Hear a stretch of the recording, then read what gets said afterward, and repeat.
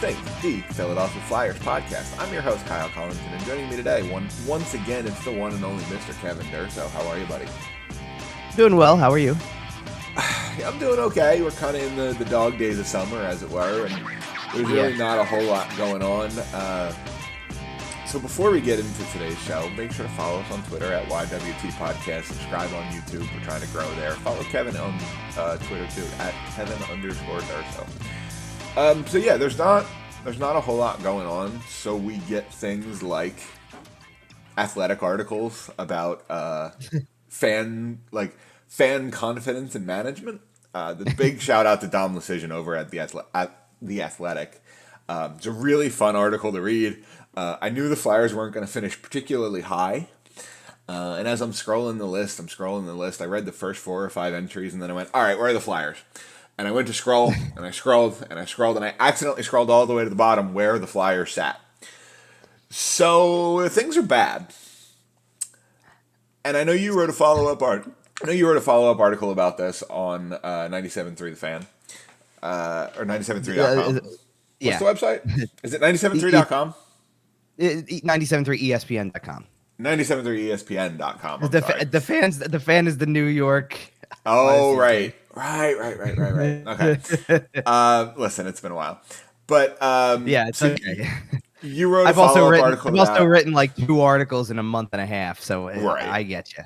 Well, we'll throw a link to it in the show notes anyway. You can check it out there. But Dom mentioned in the original article that this was bad, and so the best way to look at it too is because I didn't see it right away. I'm not sitting here during the course of whatever day this was. I mean, I see Dom's tweet is August 18th, like the morning of August 18th. So let me just go and find. Yeah, okay. So that was a Thursday. So on a Thursday morning, I'm not exactly sitting here browsing through Twitter trying to find something specific. You know, right? I wasn't really looking for anything. So obviously, the way that I saw it was. It started to spread. It was going, getting retweeted, all that. I know. I sent it to the group chat at some point. I think it was after. By that point, I had seen it because I think I had shared it. There's not been a whole lot going on in the group chat, so I can probably actually find the text. But yeah, you sent it right here. Yeah, Thursday at 11:19 a.m. Yeah. Okay, for your time. So, but for me, by this point, it was fair. Noon. So it had been up about 2.5 hours. I retweeted Dom's tweet at 11:15 in the morning. So 10 about an hour before you sent it there. But the point being, so it came into the feed one way or another, and all his tweets said, this is how Dom's tweet read to set up the whole story. NHL front office confidence rankings. The Avalanche Lightning model franchise.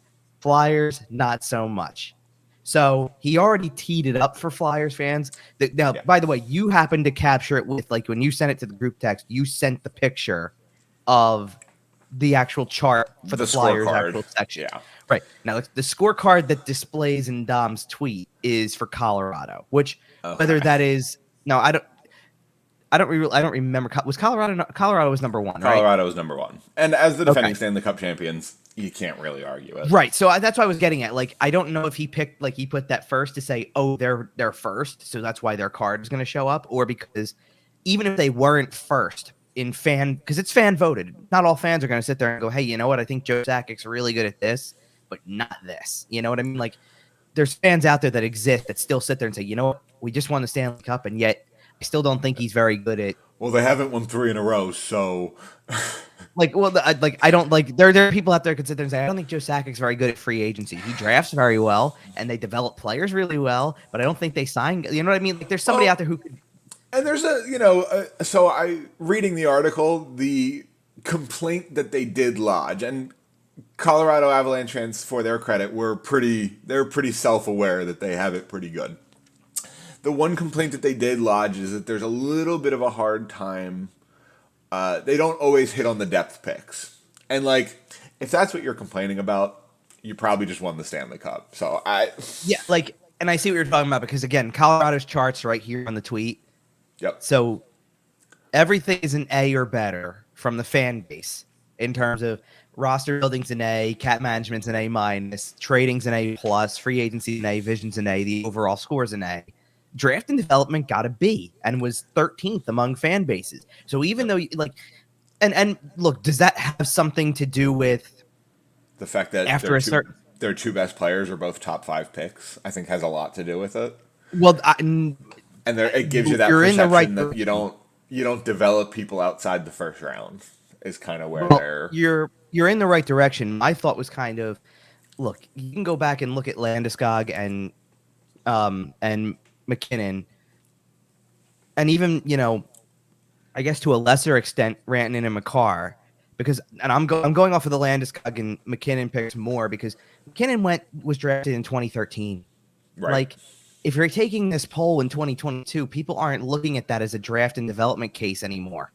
Right. That's more of a vision of building around the guy. So that's the vision part, not the, hey, by the way, of course we drafted that guy. I even think there's people who think that way with Makar at this point. Like, yeah, of course you drafted Makar and that's a great pick, but you know, you got to hit on a couple of others from those years beyond one. Oh, are you saying that like some picks could have been made differently in the top 5 of that 2017 draft? Wow, that's crazy.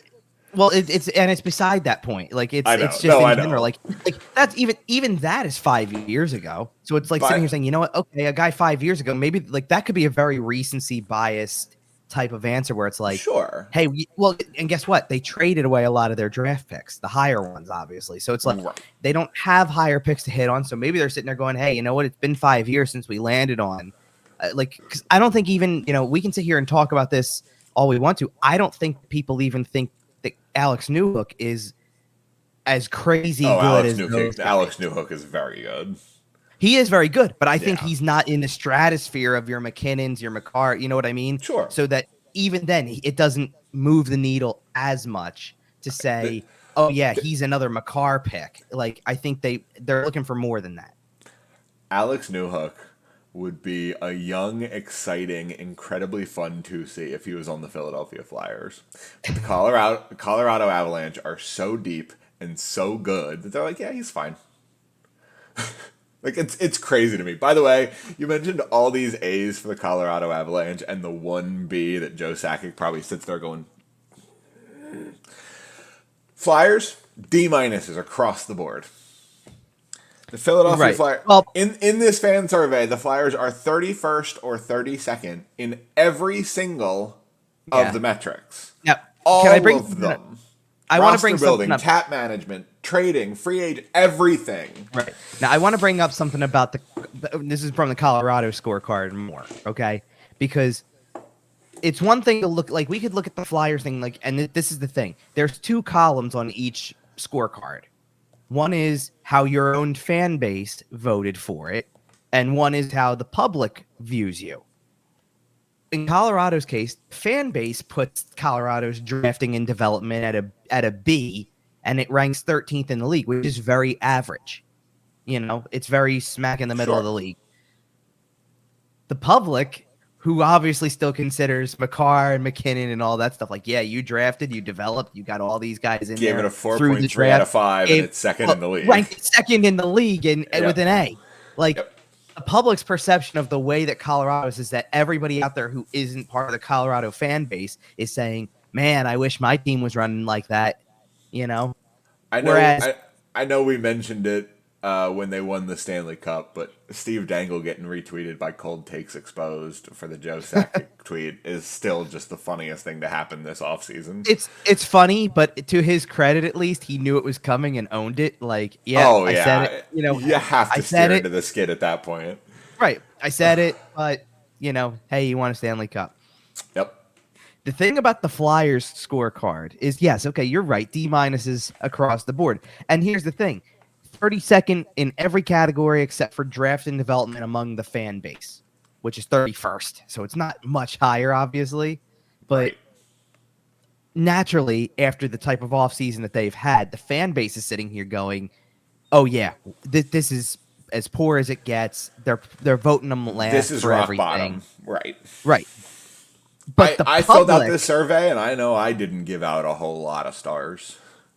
But the public's perception to also go D- across the board, to also put them 31st or 32nd in every category, tells you that this is not a coincidence, that this is not an overreaction by the fan base. Not even close. By the way, the teams that occupy the 32nd slot in those categories, the Flyers are 31 in, are the Chicago Blackhawks, Chicago who are is 32 in roster building and trading, and then the Vegas Golden Knights are 32 in cap management and draft and develop, who are both memes for those things. And they're the only team you're better than, Philly. The only team. Right. It's bad. This is pretty close. This is pretty close to rock bottom because Dom even mentioned in the article this wasn't a small sample size. They just this is a couple angry fans. Blah blah blah. The Flyers received the 4th most responses in the entire survey. Right, which I'm, for what it's worth, that's very significant. That's very significant to sit there and say, hey, listen, this is that many people come through on this thing. Like in other words, more what that than really 1,000 respondents. You know what that really says, to be honest? That says that the popularity of the franchise hasn't dwindled any to an extent. That doesn't mean that and there's a difference we between still love the team, we're just mad. Right. There's a difference between confidence in who's running it and likability of the current team and the popularity of the franchise in terms of people who are out there that are sitting here going, I want to support this team. I like this team. This is who I root for. But hey, this team sucks, or the way they handled it, this sucks. And this is a big, and when I shared it and all that type of stuff, I even said my tweet when I just retweeted the thing said Flyers ranking exactly where you would expect. And this is based on the fans' input, and now I shared, and this was Dom's line, this was Dom's line at the bottom of this. It was the very last line in the article, which I thought was the best line in the whole thing. The Flyers are what happens when a person super glues their hand to a wall because they think it'll help them climb. Now they're just stuck. Yep. That's a brilliance. It really is. It's incredible writing out of Dom, to be honest. I can't spell his last name, but I do want to give him all the credit in the world for some incredible writing. Yeah, but you know how to say it, which is more than some people probably can say too. Lecision. Yeah, it's bad, and we know this. We know this. And I will say, you mentioned that the people are still here and they're still angry. This is people who are responding to a survey on The Athletic. So we are talking about the hardcore fan base, kind of the 1%, generally speaking. Right. I still do think that we will see apathy from a large percentage of the more casual fan base. I do still significantly expect to see ticket sales down. For the record. Okay. Let's just go, and I grabbed for the article that I repurposed anyway, because look, it's no secret The Athletic's a subscription service. There's people who have it, people who don't. I'm kind of trying to explain the point. To be honest, it was the first thing that I had come across that was worth writing about in a month. What, maybe? You didn't want to mention Linus Hogberg and Wade Allison? This was before that. Oh, okay. It is worth mentioning that they did both sign their RFA deals. Yeah. Not a whole lot to go into on them, to be quite honest. Well, there's not a lot because of the fact that, Wade Allison's a bigger piece. If he's healthy, then he's going to compete for a spot on the roster. And, beyond that, if he stays healthy, there's a lot of potential there. We've seen that before. Sure. It's just that's always going to right now. That's always going to be the thing until he's out on the ice for 20 games in a row. Then you can't say anything more than have. Right. You can't go there. You just can't. How do you evaluate a guy who doesn't stay on the ice for more than 20 games in a row? You don't. Right. Fair enough. And then Linus Hogberg is kind of just a guy. Here's the thing. He is kind of right now. He is. But I would say this, the fact that they had to call him up for 5 games, I think it was last season, when they had nothing else, tells you that they at least have some confidence in his development. I'm not sitting here saying I'm holding my breath that he's going to play for the Flyers this year, but it's it does mean that he's not just another prospect. Like that's the reason why 90% of the time when you have RFA signings like that this late in the offseason, it has nothing to do with the fact that like they fly under the radar because they're usually they're primary minor leaguers. And not to say that Hogberg isn't a primary minor leaguer this year. He is, but his name ends up on the radar a little more because he did play NHL games last year, as opposed to somebody who doesn't, like I feel like Isaac Ratcliffe re-signing flew under the radar more than that. Right. For sure. And look, it happened a long time ago. So let's just, who knows? But anyway, so some of the lines that I wrote that were responses from the fans, and these are actual quotes that the Athletic pulled to be part of this article. I submitted one. It didn't get picked, but I submitted one. No, but these are the ones that there was probably like 6 of them there, if we're being honest, but I pulled 3. Yeah, they definitely had. Dom definitely had some good ones to choose from. The Flyers are an embarrassment. To have their resources combined with such high-level incompetence and gross mismanagement is difficult for fans to watch. Here's the second one. I never thought it could get so bad so quickly. This team had a bright future just 2 years ago. That's all gone. I refuse to spend money on any Flyers-related purchases. And then finally... the team was one shot away from the Eastern Conference Finals in 2020. Yeah, really. Crazy. One win. Yeah, one win. Yeah. That's fair. Yeah, one shot implies it was in like an overtime game. Yeah, you're right. You're right. That's fair. And then this is the last one I pulled. I've never seen a front office be so delusional about the current state of the roster. There's no clear direction, and I don't see a way out anytime soon. So, what you're saying is exactly what I'm anticipating now. Not in terms of, like, you can have expectations for what we're going to see from the attendance and gate numbers and all that type of stuff. And I'm sure, I have my expectations as well, and it's relatively similar. I mean, they weren't selling out last year, not even close. This year, I'd love to see what happens when people, let's put it this way. And this should tell you all you need to know about the state of the franchise, at least not from my perspective, but I'm sure we all have people in our lives that are like this. I got a friend who's a Bruins fan. Okay. Who has already told me, now the Flyers only play the Bruins at home one time.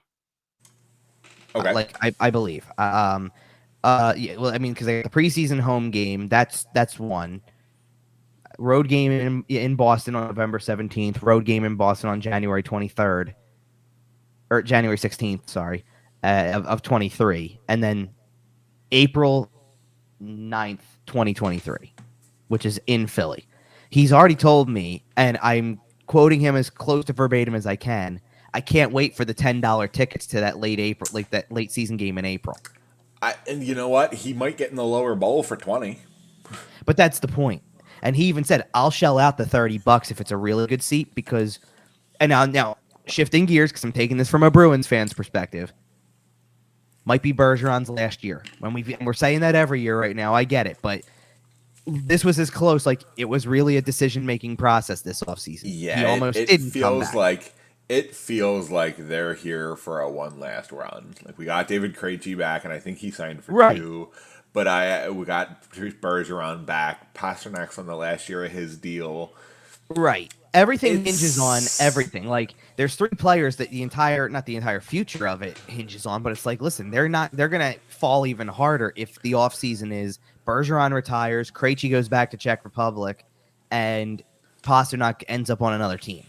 Right, or even if they re-sign him, they just blow all the cap, throw the big contract at him because, quite frankly, he deserves it, and kind of restructure your whole team.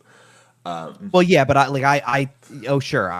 would look. I think so, but they're in an interesting spot because of the fact that like you have it. I mean, look, I think they made a great decision with the coaching hire. I really do. Yeah. I think that bringing Jim Montgomery in is a good call. I think it's good for the play. I think it's because I think it's good for the players who I would call in-betweeners right now, not in terms of ability, in-betweeners in terms of they're not the veteran core, but they're not exactly rookies. Like, right. I sit there, like, I think that Jim Montgomery is like great for Charlie. Core.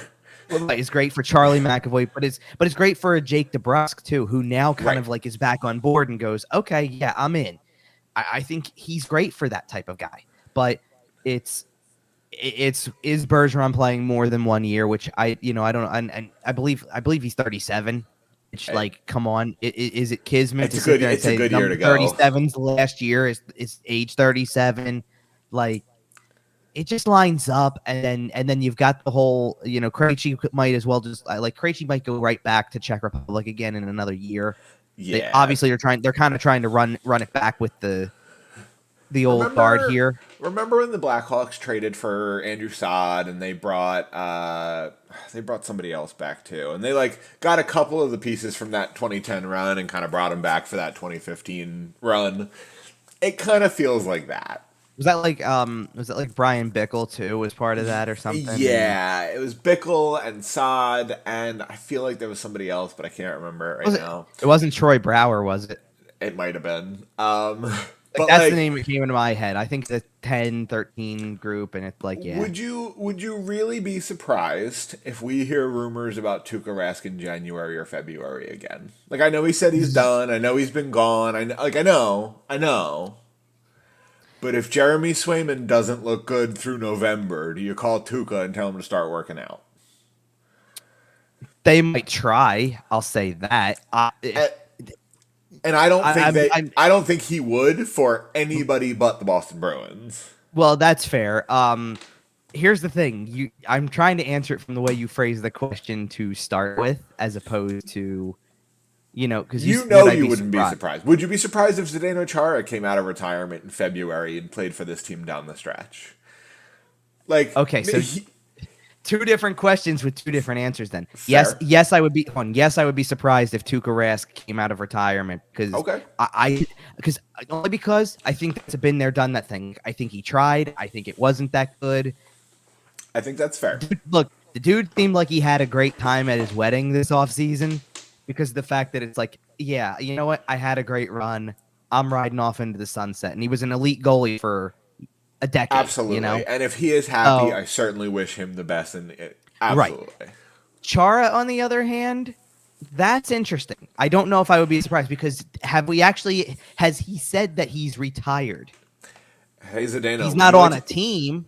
Hey, Zdeno, would you like to play 4 minutes a night for the last 15 games of the regular season and then murder everyone in the playoffs? Because that's what he does, and that's what he would do, and it would be effective, and they would beat Toronto in the first round. I don't know. Well, okay. All right, that was fun. Right. I don't know how effective it would be. I mean, the dude's kind of fallen off big time in the last couple of years. You notice I said 4 minutes a night. Yes, you did. That's true. But you know what? I'm sure that. If I recall correctly, Charlie McAvoy said he loved playing on the same team as him. Not necessarily on the ice with him, but on the same. He loved being in the locker room with Big Z. Yeah. And okay. Another thing I'm gonna say here, and they may or may not be related statements. I think there's a real chance Charlie McAvoy's your next captain whenever Patrice Bergeron goes. I'm trying to think because I'm trying to piece through. Well, I think they're not going to give it to Krejci because he's gone. They won't give it to him for a year or whatever. I don't think. I think it depends on who's left after this year. And you're right about the Krejci thing. I think Bergeron retires and Krejci goes back to Czech Republic and the whole thing that they brought back together this year. Right. It was tried for 1 year and it's over. I think that I'm sure that you have a bit of a point with McAvoy. I'm not saying that's outrageous. They love him. They do love him. No, they do. Him. I agree. And they should. If you sign Pasternak to a long-term deal, then I think it's an obvious choice. But and then guess what? I hate to tell you who the other obvious choice is, but he is the obvious choice because he's going to be the one that's left standing at the end of this whole thing. It's Marchand. Okay. No, it is. He's already an alternate. I think they would give it to Marchand before they give it to Pasternak. I agree with that. When I say the phrase Boston Bruins captain, do you picture Charlie McAvoy or do you picture David Pasternak? Probably McAvoy more, only because... Is Pasternak a better player? Yes. David Pasternak is a better hockey player than Charlie McAvoy. Don't get me wrong. I am not saying anything other than that. Right. And it doesn't have to be your best player, which is true. So, like, yeah. To me, Charlie McAvoy screams get the C, sign an 8-year extension, retire a Bruin. That's what they do. He's going to sign it whenever his deal is up. He's going to sign an 8-year extension at $3.5 million and just be a Bruin for life. Is it here's something to consider also, though. Is it fair to look at, and this is a state of the franchise thing, to be honest, that if Bergeron's captain now, when he retires, obviously that's then he's done with captaincy.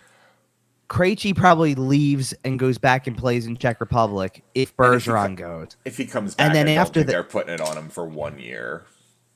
Yeah, I don't know about that. Yeah, I don't know about that either. But can you do you realize there's not much more than the 3 names we just gave out, though? I know you're very quickly past the 2013 and what happens? Cup team. And what happens if Pasternak's? I'm sorry. And what happens if Pasternak's not there? Then you're down to 2.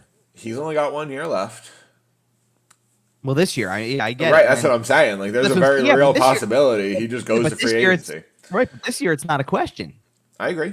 Like, it's a question next year if Bergeron doesn't come back after next season, and what happens? So either way, Boston Bruins could look dramatically different in 18 months. Yeah. Well, what's funny? How many times have we said that though? It feels like we keep talking about that, and they just keep finding the boys back together. Because Don Sweeney keeps finding a way to run it back, in whatever way possible. Now, this year it's a little bit of an unconventional run back because half of his defensive core is out with injury. We know what that's like. Yeah, but their half has timetables. That's fair. But I do go back to this fan poll, and this is the first step. Like, as the fan base, this is the first way you've made your voices heard. Like, look, I already said earlier in the offseason when free agency hit, when they didn't sign Johnny Gaudreau, when they didn't, when it looked like they were positioning themselves to do that, by the way, that's why half of it comes down to it. I've said before that the whole thing wasn't about Gaudreau. It had nothing to do with the fact that Gaudreau ended up on another team. It had to do with the fact that it seemed like you were positioning yourself for something like that was bigger, and then you didn't do anything. And you ran it back, and all that type of stuff. And that day, I even said that's about as unified as I think I've seen Flyers Twitter. Yeah, it's not a typically unified group. I've watched people go back. I've watched already. We got people going back and forth over Nick Delorier. Come on, it's August. Find something better to do than argue all day about whether or not Nick Delorier is an NHLer, isn't an NHLer, makes the team better. No, he doesn't. Whatever. Is an indictment on what Chuck Fletcher's done. No, he's serviceable in a 4th line role anyway, so it doesn't matter. Enough of the arguments. Just watch the damn games eventually. Right. But that day is the first part, and then this survey is the second part of the fans making their voices heard, and that's. Does it amount to anything? Not really, because it does here. Hold on, it doesn't amount to anything right now because all this is kind of like being keyboard warriors. Right. You can put your tweets out. You can fill out this survey on a website. It doesn't matter as long as they get the bottom line. Now the bottom line's coming though.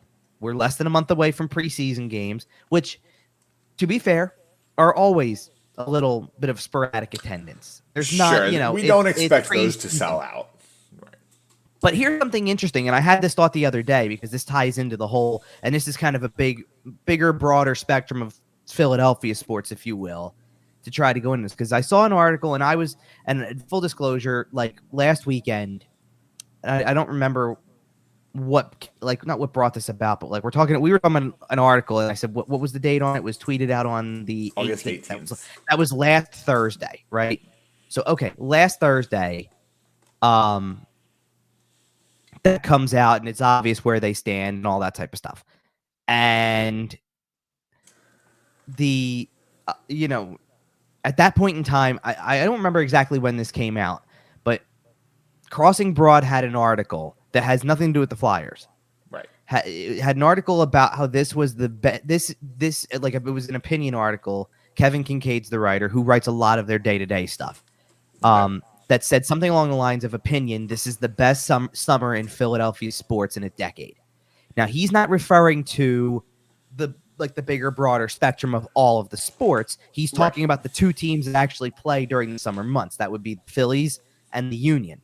And the Right. Union are the Union are elite level in the MLS, and 90% of the problem there is that most people don't follow soccer on that level. Right. And in terms of baseball, there's been a long-standing argument going on for about the better part of a month at this point, as the Phillies have been good enough to be a playoff team, about why is attendance the way it is, what's the factors that go into why attendance is the way it is, all that type of stuff. I'm reading this. Okay, I'm reading some of this article, and I'm sitting here, and I started to have this thought because I'm sitting here thinking, it's not just those two teams, though, because summer's winding down, and over the course of the summer, you get all these off-season events for the other sports. And Right. Sure seems like a lot of people are excited around here for football season, which kicks off in 2 weeks. Wait. Are you trying to tell me that Philadelphians are excited for Eagles football? They are, but I think that there's legitimacy to it. Like, you look at what they did and you go, okay, hey, they drafted really well. They made a big trade. They've improved in a lot of areas. There's real anticipation that the expectations are not just, hey, we're excited for another season. Let's see what happens. It's no. This team probably wins 10 games this year at least, and possibly wins a division. The expectations with basketball, the Sixers have an elite player in the league, and have other good complement players that should make them look. Playoffs aren't a question with that team, right? Like, it's Right. not a question. And then they go and they add pieces, and it's like, okay, look at what they did. They're trying to keep up with the Joneses. And yeah, a lot of the teams in their conference are good, but they're trying to keep up. And the Flyers come into the picture, and you sit there and you go, now this is like, you've got two teams in the summer that are playing really well. I think I just saw a pop up on Twitter as I'm sitting here doing this. The Phillies are 22-8 in their last 30 games. Like, they're on a roll. The Union won 6-0 last night. Oof. And they've done it like 3 times this season, apparently. Like I don't watch soccer like that, but I know that every time I see it pop up on Twitter that the Union won a game 6 or 7-0, like, that's impressive. This is soccer we're talking about, right? The sport where I see nothing draws on a regular basis, right? This isn't a baseball game, right? 6-0. I mean, funny that you say it that way, because last night the Phillies won 4-0 or 6-0 too. So it's funny. Like 6-0 baseball game. Yeah, I kind of get it. 6-0 soccer game. I'm going, whoa, okay. So you see that level. Football season always brings it out. There's going to be anticipation for basketball season because teams, every year it's about, will the team get farther than they did before? Right now, the Sixers are the Colorado Avalanche. Right. They can't. Right. You know what I mean? But it's anticipation. I don't know a whole lot about the NBA. If you've listened to this show since day one, you remember 7 or 6 no. And seconds. and guess what? This is the ESPN station coming out in me, right? Because this is 90%, like, and for good reason, by the way. 90% of the conversation is those 3 sports because of the fact that unless they're not the ones. They're not talking about the Union either, though. For what it's worth, like that I catch from like, hey, I saw the tweet that said the score of the game, or I read an article like this. But they're the only team. Like, I actually sit there and I go, that opinion is not horrible. Best sports decade, like sports summer in a decade in Philly sports. Yeah, quite possibly, because the Phillies are good. The Union are really good. Apparently, the key there is just people who say I'm not watching soccer because it's soccer. Unfortunately, and you're always going to have that crowd. But and then there's heavy anticipation for football, not just because it's football, but because there's anticipation for football because they should be good, not just it's like there comes a point in time more than just the normal Eagles excitement. Well, because there comes a point in time where the sports overlap, where you sit there and you go, you know what? I think I'm going to be invested in both. You know what I mean? Like how many years for the Phillies has it been? Oh yeah, by the way, we get to the end of August, and all right, football's getting started. All right, they're not making the real sports are starting now. Football's getting started. Let's go see if they make the Eagles make the playoffs, right? Oh, September Phillies games when they're bad are fantastic because you're getting in cheap. Yeah, I hear it, but it's so that's part of what I'm saying is to me, that's not a horrible it's not a horrible opinion, because I don't think it just expands to the teams that are actively playing. I think it speaks to the anticipation of what's to come in the fall with football and basketball, and hockey's the door coming here. Right. It is like every other team in the city has done something to get themselves more on the radar, whether it's good, whether it's the real end all be all of getting yourself on the radar, which is playing well, or doing something that positions you to be a team where everybody thinks you're going to be good. You know, those are the only two things you can do, is either actually go out there and play well and therefore put yourself on the radar, or don't do that and set yourself up for, or not don't do that, but set yourself up for it. Like, hey, right, the anticipation's there because we're supposed to be good. This is, at least give us trust the process. How am I supposed to trust nothing? Because you did nothing. But that's exactly it, Right. And at this point in time, the bigger anticipation is, are they going to get to a certain point where by the end of the calendar year, there's a front office overhaul? Like, that's really what the anticipation is. And that's the thing. You can't hold your breath on that, because that's not your call. You can anticipate, like, you want to go into a season with anticipation of, like, at this point in time, what are people anticipating? And this is a good transition to some around the league stuff. What are people anticipating? A number 1 overall draft pick. Exactly. But that's not even a guarantee, and you got to play out the whole year. Like, you're anticipating that they'll be that bad to get that pick, and then you still have to get lucky. Right. Because I think you only end up with like a 13% chance at the top pick or something like that. It might be 20, 25. 20, like I think. Yeah, I thought it was 20. Yeah, but I know they tweaked the odds a couple years ago, and I didn't remember what they did with it. But. Yeah, because it went down to 20 from 25. Oh, okay.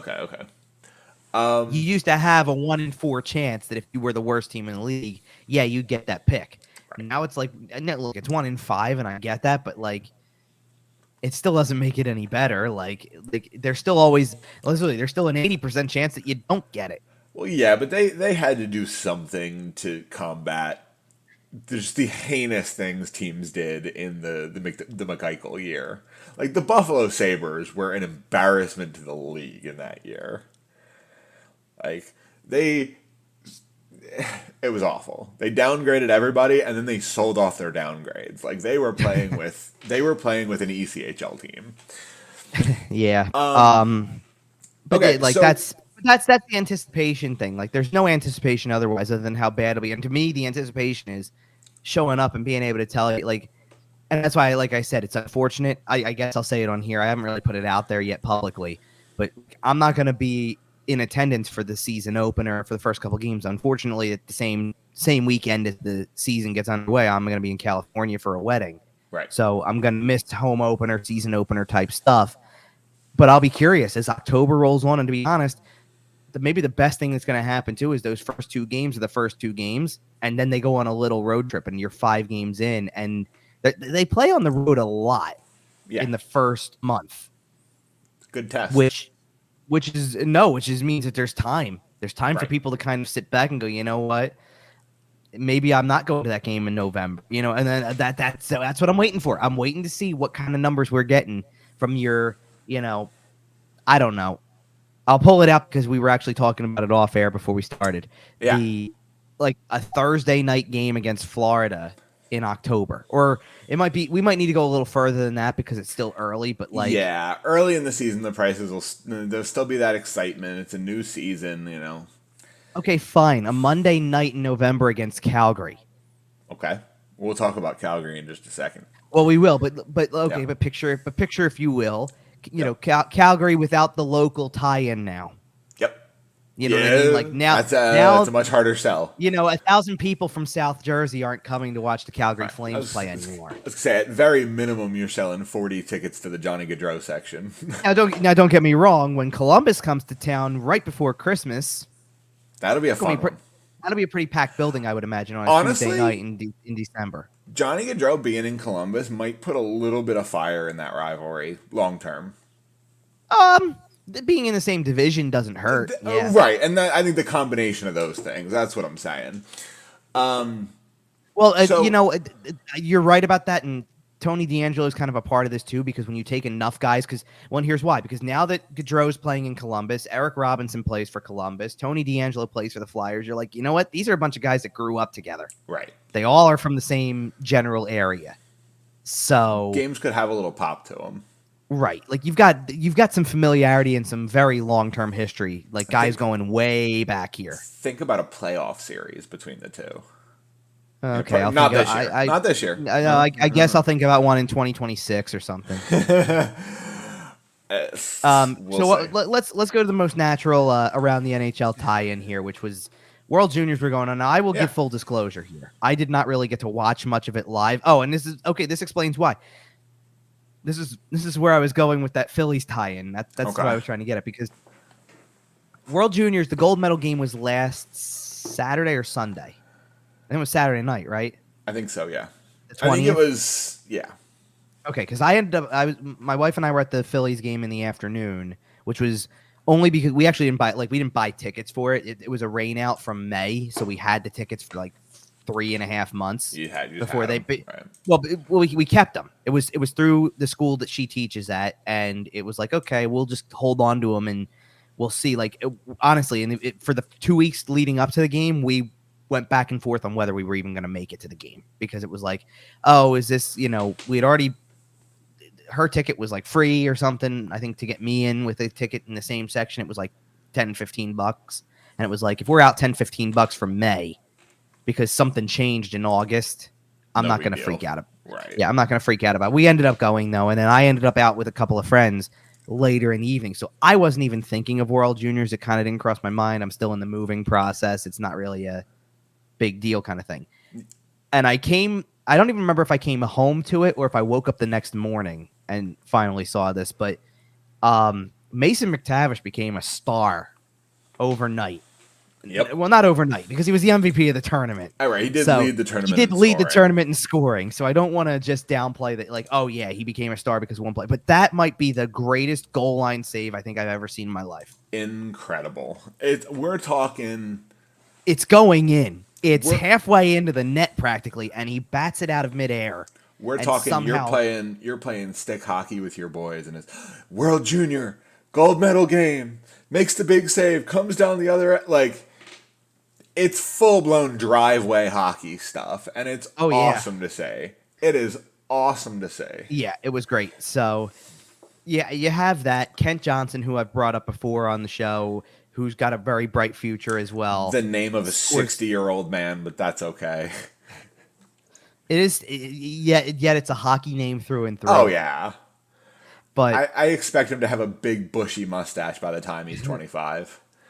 Yeah, well, they do that November, no shave November. So, but he's like 19. Can he grow one? I mean, in the future, I'm talking about when he's like 24, 25, and fair enough. I'm just saying, like you're trying to picture it, and it's like you'll get it at some point. That's fair. At some point, he will. Yeah, that's fair. Because funny that you bring this. Somehow or other, they all this connects in some crazy way. He's a Columbus prospect. Okay, so. We'll be seeing a lot of them. I can't wait to see what that team looks like, because up the middle, they're going to have such good depth for the next decade potentially, because between him and Cole Sillinger, man, what a pairing those two could be down the line. And like that's why I think I said this when Gaudreau signed there. It was like, man, Gaudreau, Voracek, and one of them. Well, Gaudreau, Voracek, Line now, like for 4 years, it's like they've got wingers who can put the puck in the net. Well, Voracek's obviously a good setup guy. He's we know a that, fantastic setup guy. But Line and Gaudreau can score, and then you sit there and you go. The only question, like I even said, I don't know if they're playing those two up the middle at 19 and like at 19, 20 years old, like both of them are. So what? Their top line center at the moment is Jack Roslovic, I guess, because that's the only guy I can think of. But it's like, honestly, with wingers like that, you'll get a center at some point. Maybe not this year, but those guys will grow. You'll get a center at some point. Like you'll be able to find somebody to play down the middle. I mean, look, I think Boone Jenner can play center too to an extent, so maybe you throw him in there, but that's a little bit more of a stretch to me. It's like Roslovic's a natural center, and then you got these two and look, maybe I'm not thinking too crazy here. Maybe they think Sillinger's ready to just jump into the top line role. He did Honestly, play in the he league. Looks really good. He did play in the league for a year at least, so it's not like it's outrageous to say, okay, you know what? You have the experience now. You know what it's like. We can't do it. You might not be able to do that with Johnson. You might not. It's just too early. But fair. But still, and then and obviously we've talked about how their power play would look because Werenski's going to be the quarterback. Right. So, do you know off the top of your head, do Gaudreau and Line shoot from the same side? Let me think. I think they do. Because all I want is to put them on opposite walls. Or wait. They might not. Hold on. I'm sorry. I might be I'm thinking of Gaudreau because Gaudreau's smaller. Hi, Columbus. You're welcome. Put them on opposite walls. Put Jake Voracek at the point. Make Zach Werenski your net front man. For power play. Oh my god. Oh yeah. Make Zach Werenski your center, your front man, your net front man. And then have your center do whatever. They are different shooting sides. For some reason in my head, give it to me. For some reason in my head, Gaudreau's build. I'm strictly his build here because the 5'9", 165 kind of build. Like I start to think Danny Briere here with that type of stuff because that's the natural for Philadelphia anyway. That's the natural smaller guy that we tend to think of. Briere was a right-handed shot. Okay. And so I naturally kind of put it. Gaudreau's a lefty. Well, here's the thing. Briere was a right-handed shot. Claude Giroux, right-handed shot, a little bit built like that, built bigger, but he's definitely mostly, but mostly built the same, or at least it felt. You know what it was? Giroux was playing center all those years, and then Briere was a center, and it was like, okay, you had a bunch of right-handed centermen. It was like they were all right-handed centermen, and it was normally a left-handed dominant position. I think that I have to check something really quick. No, he's not. Okay. I was going to say Morgan Frost is a lefty, and that's another guy who's kind of built on the smaller side like that. But either way, Gaudreau, that Columbus yes, you got that. You've got that right. Gaudreau is a lefty, Line as a righty. Who do you cover on that power play? Yeah, like Voracek's your top of the. He's up at the top of the zone. You have Gaudreau and Line on their strong side walls. Who are you covering? Jake Voracek gets the puck. Which winger do you go cover? You only have 4 people. Hello?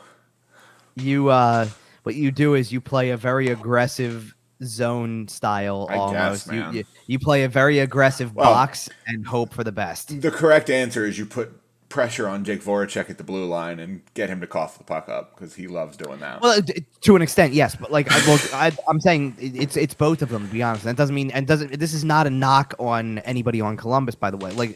Otherwise, you do it to both guys who are going to probably play there, which is Voracek and Werenski. You try to pressure. You try to pressure from the back there, and look if they ultimately get it into a spot where Laine's winding up for a shot from that left circle.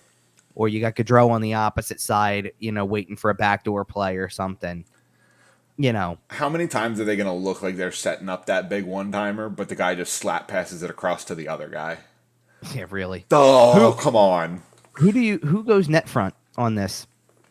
I would park Zach Werenski there, but I think Werenski's going to need to be. Werenski's a good skater, so I think you need him in the back. Then it's probably Voracek, and his responsibility is going to be scooping up rebounds and finding the open man. See, I don't think so. I think Voracek, you need to be able to move the puck around from the outside. But you don't have the center to get in there and do that.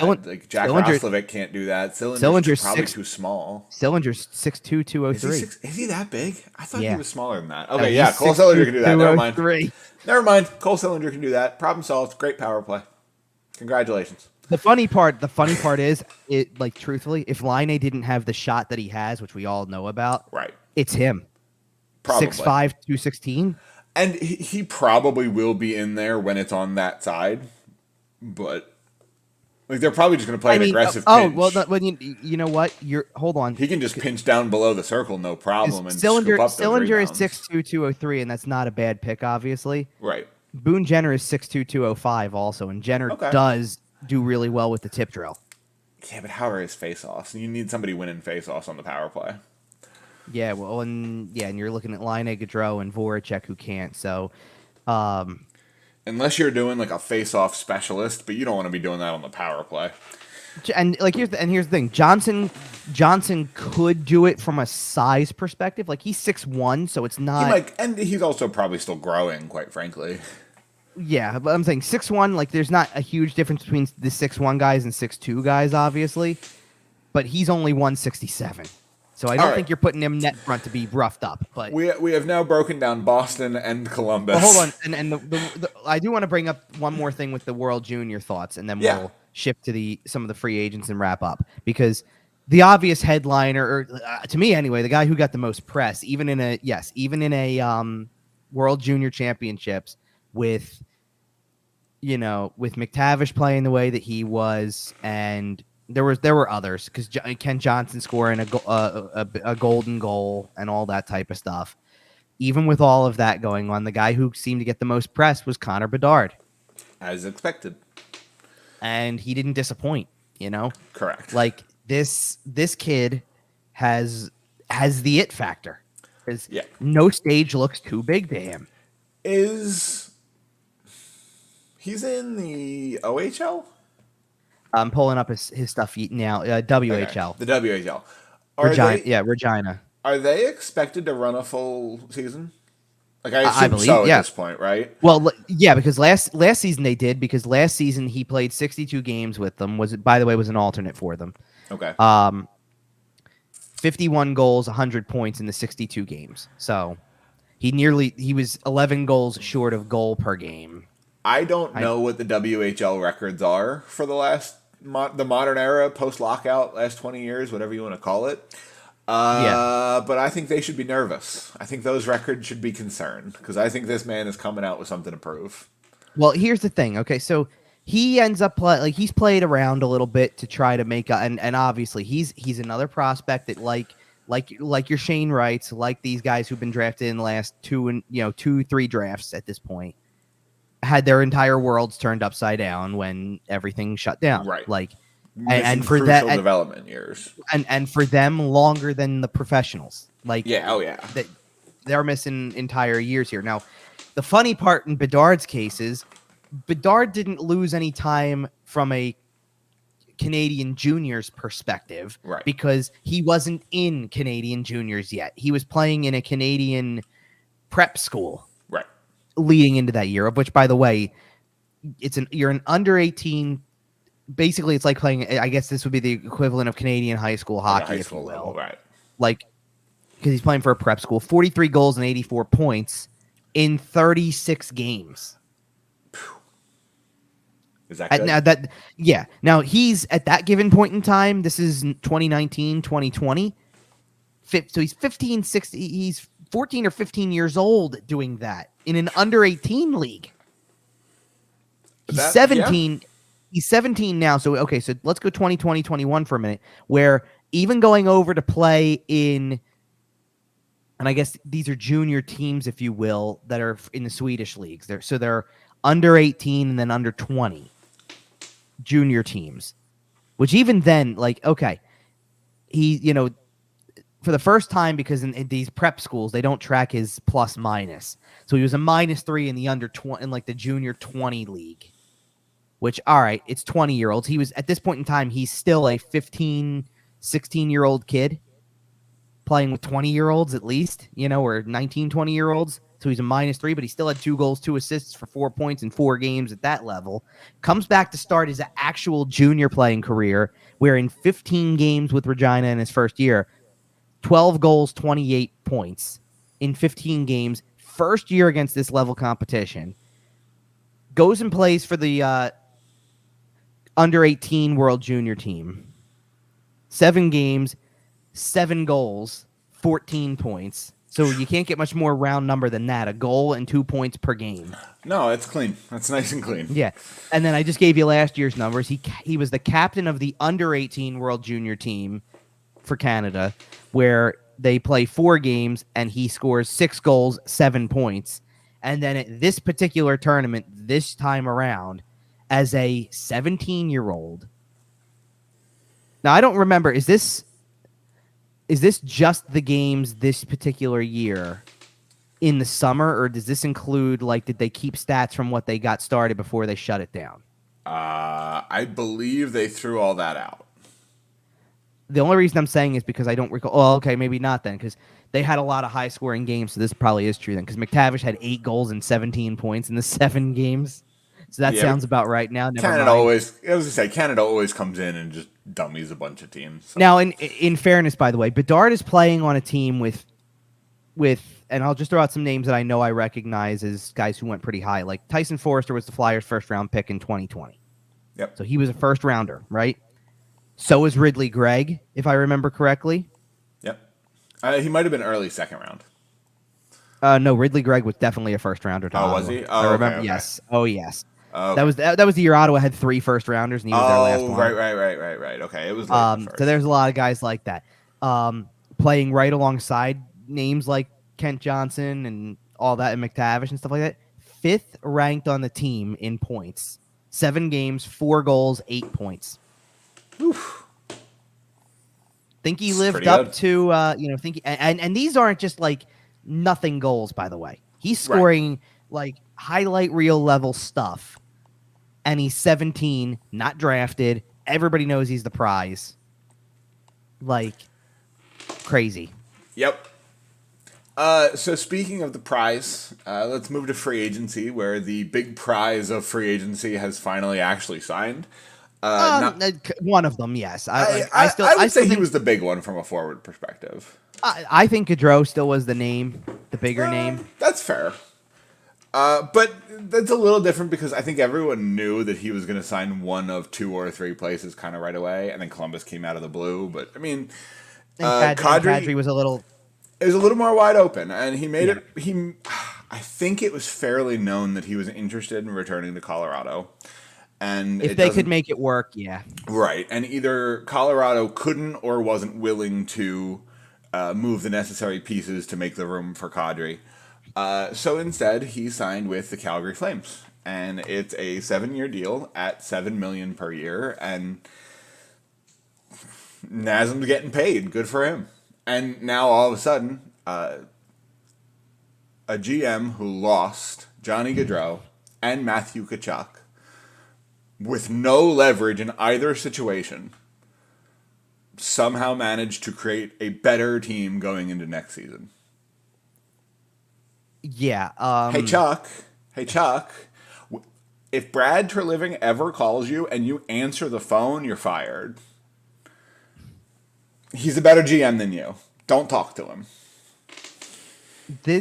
I can't say enough about the job that he's done this offseason, because this is the classic getting handed lemons and finding a way to make lemonade. Like, yep. Brad Treliving gets the. Here's the thing. I think that we were all kind of resigned to the fact that Gaudreau was more likely to leave. Always, right? Sure. Like, because we knew he wanted to come home.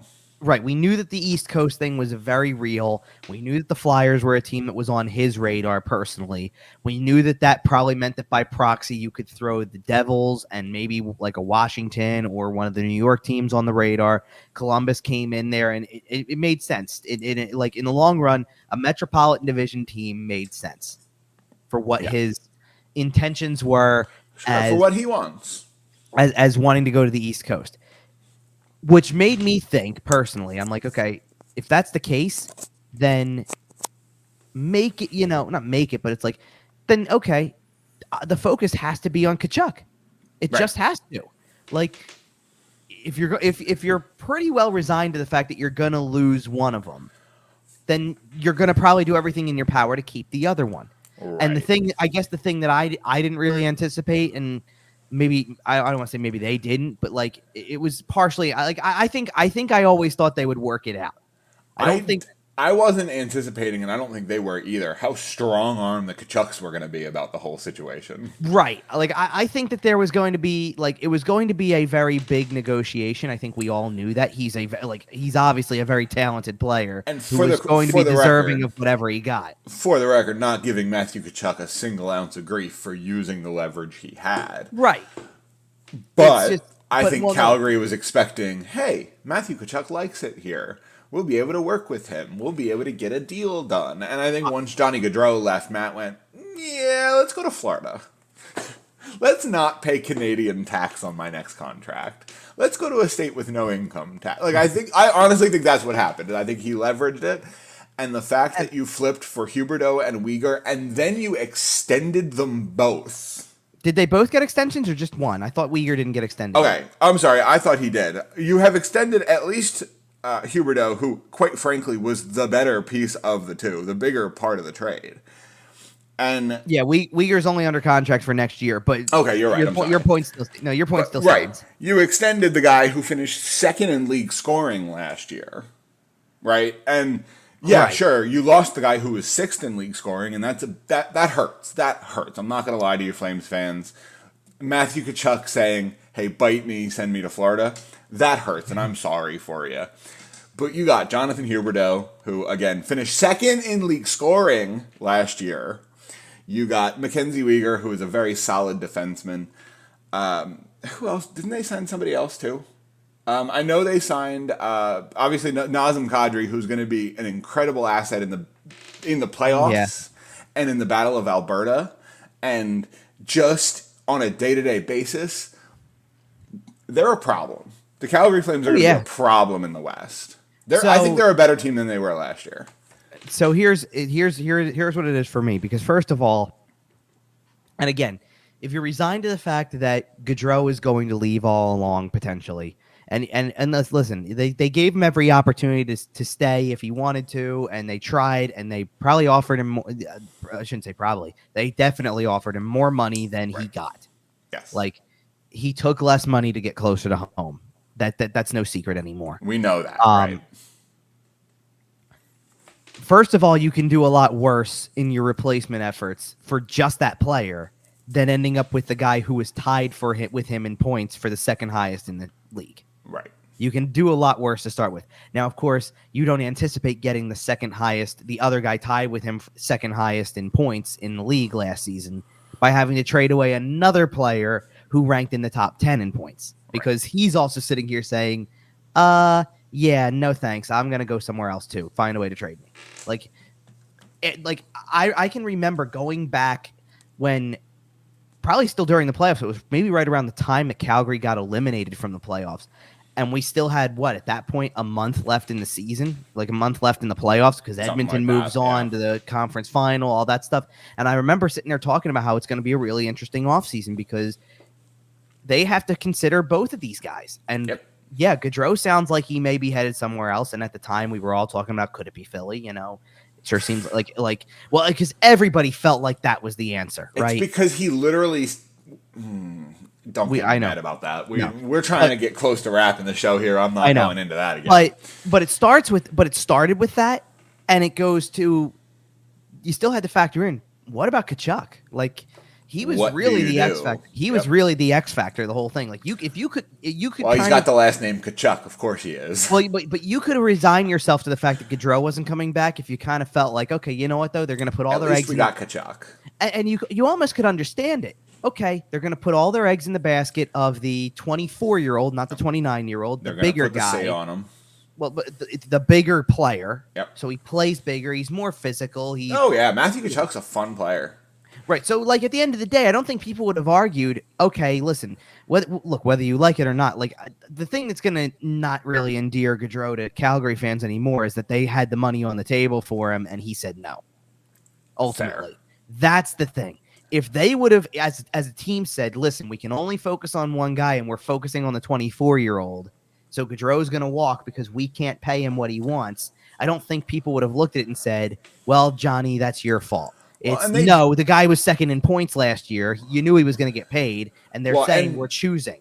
Brad Treliving did come out and say that they were trying to sign Gaudreau. They came out and said they offered it to him. They said they were heartbroken when he informed them he wasn't staying. Like, they put their best foot forward when it came to keeping Johnny Gaudreau. He simply wanted to come home. Right. So then the Tkachuk trade's got to happen. You can do a lot worse than moving a guy for two players who helps. I still stand by the fact that I think that the bigger player in all of this is Weegar in that trade, because now defensively you got a piece. You just lock them up defensively. Well, because I don't, like, I sit there and I go, okay, Florida's great. Florida's got Matthew Tkachuk and Alexander Barkov, and That's wonderful. Who, outside of Aaron Ekblad, who's defending? Radko Gudas, baby. Well, but that's kind of what I'm saying. Like, I'm sorry, you hurt your defensive value next year. I don't feel like you replaced it. You didn't. It's if your answer to that is okay, we have to trade Mackenzie Weegar to make this deal to get a Matthew Tkachuk, but we re-signed Ben Sherratt to do like around it. Then okay, I level with you. I sit there and I say, okay, I understand some of it. They didn't re-sign anybody they acquired. Right. They all walked, and then you end up with Tkachuk and lose Huberdeau in the process. And no, by the way, Uyghur's got to go in that deal too. And you have no draft picks in the first round for the next 3 years. Yeah, like, they're you're starting to look rough. Florida. Yeah, you're starting to look rough. They're starting to scramble a little bit. Like there might be a honeymoon phase where Tkachuk's there, and it's like, okay, yeah, this is fun, Tkachuk and Barkov, and it's fun, and you got guys. But if somebody goes down with an injury and you don't have anything to back it up, you know what I mean? Like, and you have no future prospects because all of your picks are, pretty much all your first rounders are essentially gone. Right. That's going to be a rough look. So that's the first part of making lemonade out of lemons is if you got to trade Matthew Tkachuk, you can do a lot worse than getting Jonathan Huberdeau and Mackenzie Weegar to start with.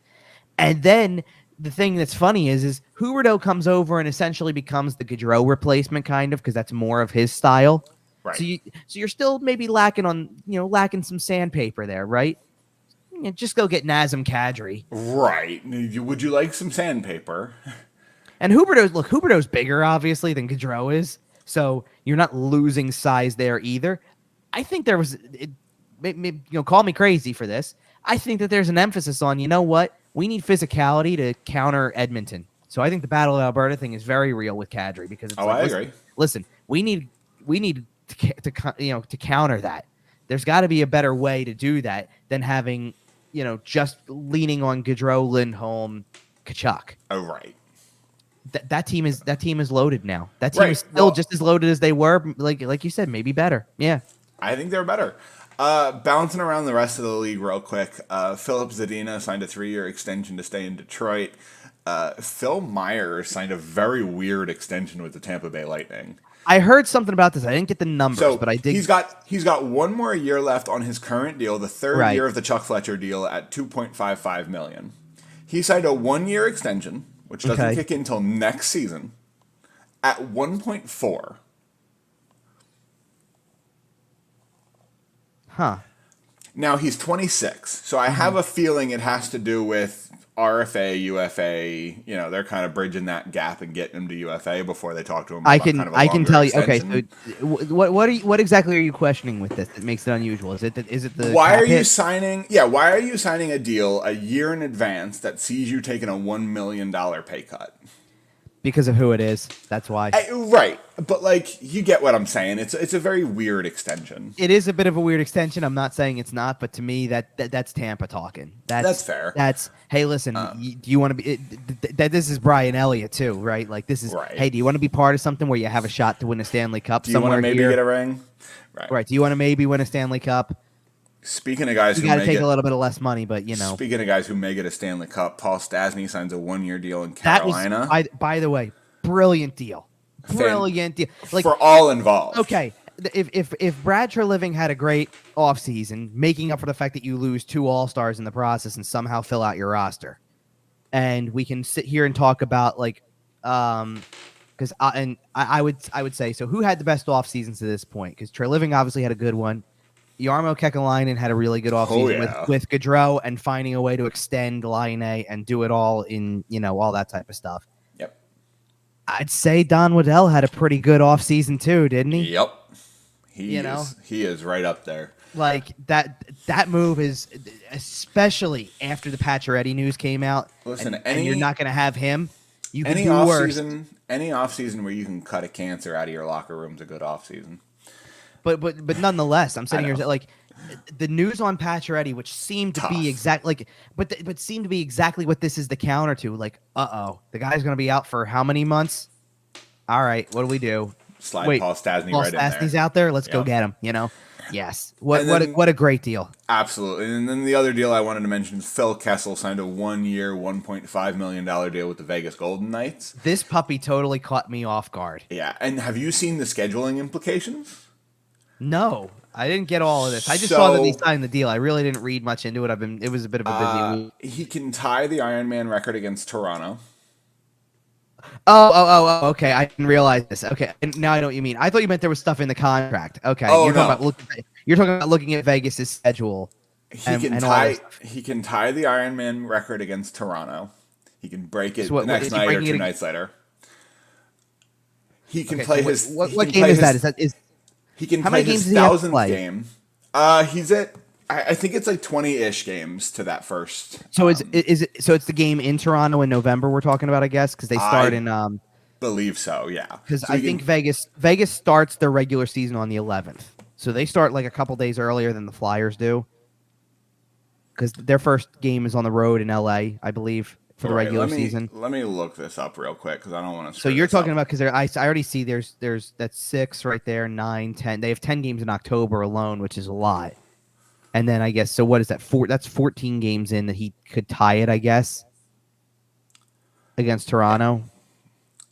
So his 1,000th game. What is his 1,000th game come in Pittsburgh? No, he's at 982 right now, so he's 7 shy. Oh, does that line up with Arizona then? Yeah. So he can tie the record against Toronto in that home game, that first home game. Oh, really? So that quickly? So he's 7 away from tying the Ironman record. And so he'll break it in San Jose. Yes, and then he will play, assuming all goes well, knock on wood, good luck, Phil. So 1,000 is the home game against Arizona. How cool is that? I wonder if he looked at the schedule and went, who can I sign with?